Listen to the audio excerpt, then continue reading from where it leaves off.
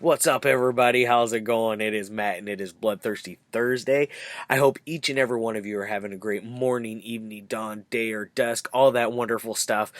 Please do like, share, and subscribe, everybody. I love seeing all your faces, especially right now. Things are getting opening back up, and people are getting out and about, and the cabin fever is wearing off a little bit, but still, it's not because people are being super cranky with each other. It's kind of hostile out there in some of those areas. I've already had a couple of encounters, and it's only just stuff is only just begun, just begun to open up.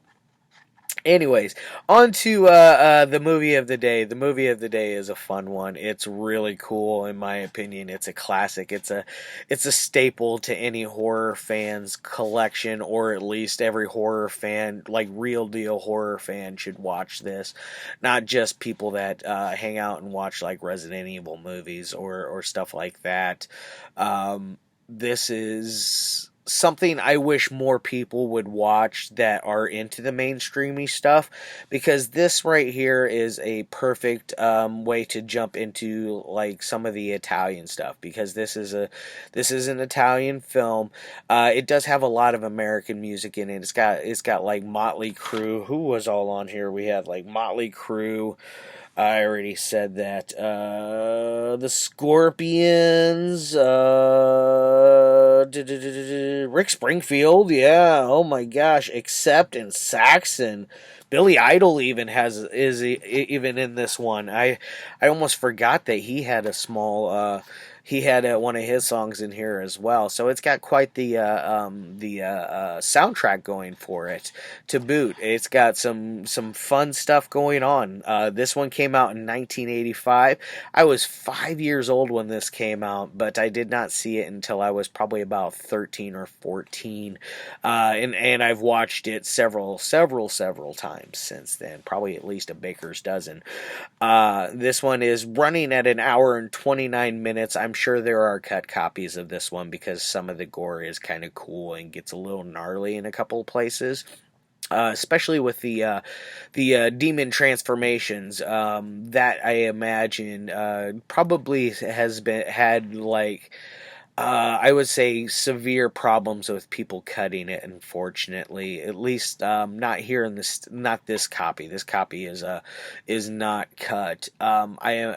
I imagine somewhere over in the UK, because of the BBFC Video Nasties list, they cut a lot of stuff. They cut a lot of crap, and they basically ruined a lot and butchered a lot of films doing that, and some of them didn't get the proper go, and people either disliked them or discredited them because they looked inept and didn't make sense because of some of the cuts that some of these films have made, ones that are key moments to the actual film itself. It's crazy how some of that happened.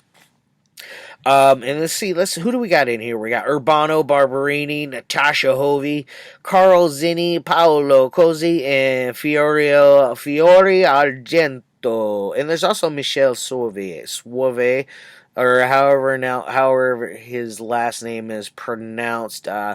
He plays the motorcycle guy with the cool mask on. And if any of you do not know what movie I'm talking about by now, it is none other than Demons. Yes, this is a very cool movie. Dario Argento did. I think he produced this. He didn't direct it. That's 100%. This is Lamberto Bava's film, son of the great Mario Bava, who made such classics of like Bay of Blood. I think he did House of Whipcord. He did stuff with Kaltiki, The Whip in the Body. Oh God, there's Planet of the Vampires. There's so many great films that he made, or at least had his fingers in, his doing his little thing. Because Kaltiki he didn't direct, I believe. I think he just did some stuff like with as far as like behind the scenes stuff. Some because I think I read somewhere that he might have done a little special helped with the special effects in places, which was kind of cool to hear that. Now, back on to Lamberto Bava's film, which Lamberto, I'm trying to think off the top of my head some of his other films. I know that his father's very last film, he pretty much came in and directed it all himself while Mario was very sick, but that was that Rabid Dogs? I think it was. I think it was that one. But it is crazy how things like that happen, and how Lamberto is easily overlooked. He shouldn't be. His father was an amazing director, and so is Lamberto. I feel like he doesn't get enough love and respect out of a lot of the horror community. People do throw him out there, but they often throw people like Argento or Fulci or Umberto Lenzi or Ruggero Deodato. They throw out those names, and they forget to sometimes throw out Lamberto. Just saying. Anyways, what is this one about? It's basically about, it's set in this movie theater that they're showing this, first, I almost forgot. I wanted to show you the release of this, Synapse release. Sometimes I forget to show you guys that, but some of you I know are interested in at least, what edition it is that I'm reviewing. This is released here by Synapse Films. Synapse Films. I really am a fan of their stuff. They do a very good job cleaning up their product. The only one that I've ever had any trouble with was Nail Gun Massacre, but that one was done so like over the time it's just degenerated, and it was poorly made in the first place, even though it's an awesome movie. But they did release Nail Gun Massacre years ago, which I love that movie. Not as much as I love Demons, though. Actually, you know what? I think I like Nail Gun Massacre more now that I think about it. That one's just awesome. I can't remember if I've reviewed that one or not. If not, I will definitely be getting to that one. But this Metropol Cinema is the theater that this movie is being shown in. It's a veritable group of people that are in there. There's your special features, guys. There's a veritable group of people that are attending this feature. There's a blind man with his daughter, which she's kind of like that whole scenario is weird. Taking a blind man to the movies, so that it had a joke to it there, which is fun. I found some humor in that one.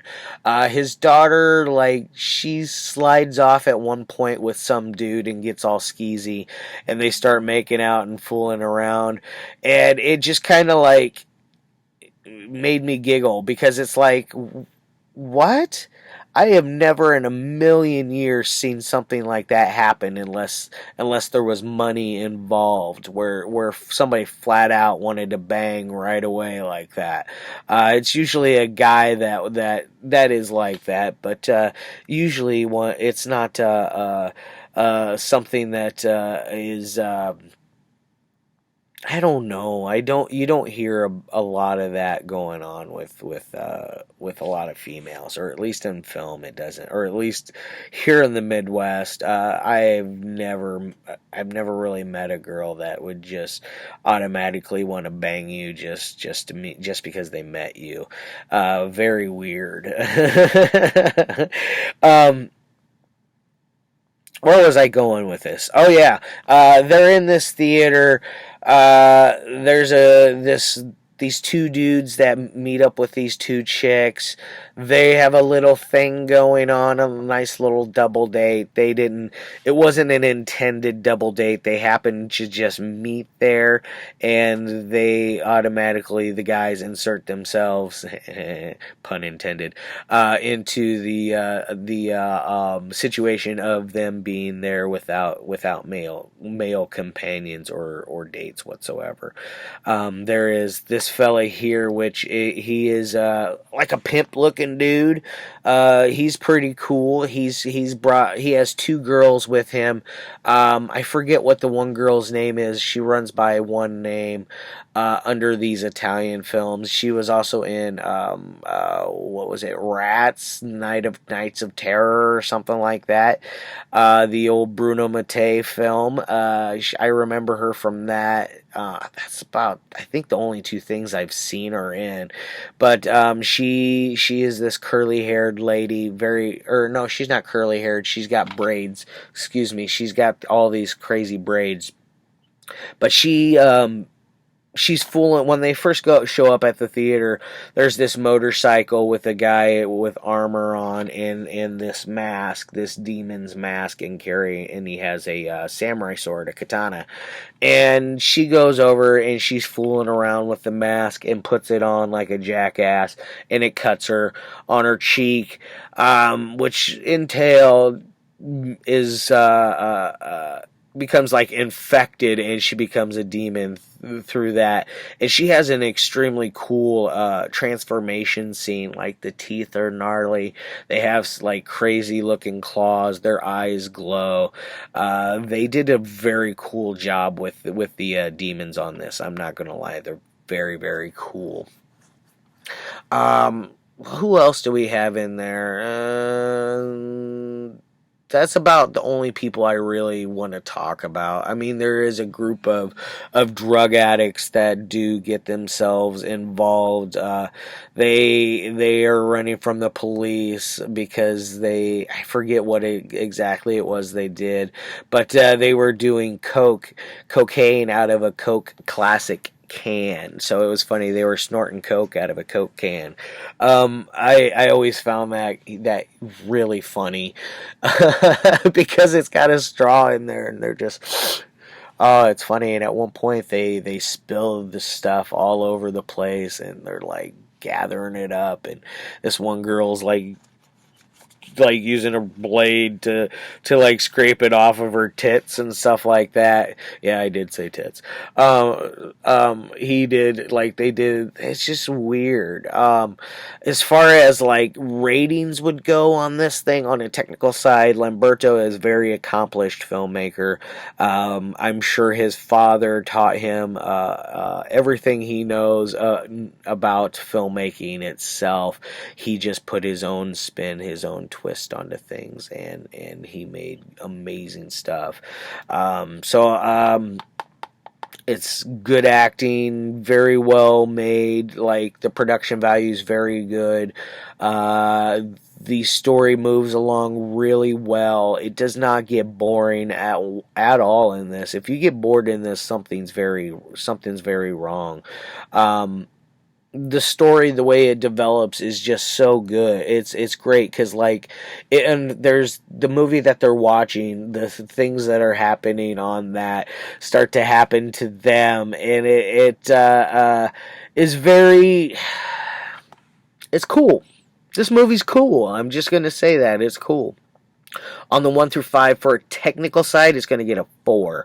I think it's a solid film, all in all, above average, not perfect, but perfect films on the technical side are very, very, very hard to find. At least in the realm of film that I like to stay in, the cult exploitation horror type stuff, anything that's off the beaten path, that what normal folk don't watch. That's what I do. So it's going to be a little hard to find something that is perfect on a technical side. Maybe if I did something like The Shining or Exorcist, or, I did Chainsaw Massacre. That's about as golden as I feel they get. Um, Other than that, uh, so let's move on to entertainment wise. This thing is extremely entertaining. Like I said, it's never dull. The acting's great. Fun characters. I'm not gonna lie, the pimp guy with his two hoes, he cracked me up. All I could think of is the Godfather from WWE, like with his hoe train.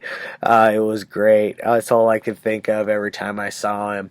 I was just waiting for him to start raising the roof, you know. Oh shit, man, that was ridiculous. That's all right though. So I'm going to give this thing. This one is a solid 4 as well on the entertainment side. So an 8 out of 10, I feel is a great score for this one. Um, it's worth the watch. It's worth the own to own. If you do not own or have never seen this, go out and see it. I believe it's on Amazon Prime to watch. It might even be on Tubi. I think I remember seeing both 1 and 2 on Tubi. At least at one point, I believe I did. I could be wrong now. Which they're an interesting streaming service. You know, you got commercials that you have to deal with, which is perfectly okay because it helps fun the filmmakers that actually put out these films are actually getting money from it. So if you do watch it on there, do watch it with all the the commercials, so that especially the super small independent film companies that are posting their stuff on there, do watch all the commercials. Don't be a jerk and support them. Don't rip it off. You know, it's these people work very, very hard to make films, and from stuff like this down to films like Violet, or gosh, what's another great independent one? Terratomorph is great. You know, stuff like that. Um, I mean, I know neither one of those is on there. I think Violet might be going on there at some point, which would be very cool. But I know a lot of smaller filmmakers are turning over to them now to get their product out there, and that's great. All right, guys, I'm going to put that badass bad boy down. I'm going to get the hell out of here. I got some stuff to do. I'll see you guys tomorrow. I got a fun one lined up for you. It's one that I've liked for years and years and years. For probably as much as I liked Demons, for as long as that one as well. Because I saw it like when I was like 13, 14 as well. And I've seen it probably a dozen times since. All right, y'all. Love your faces.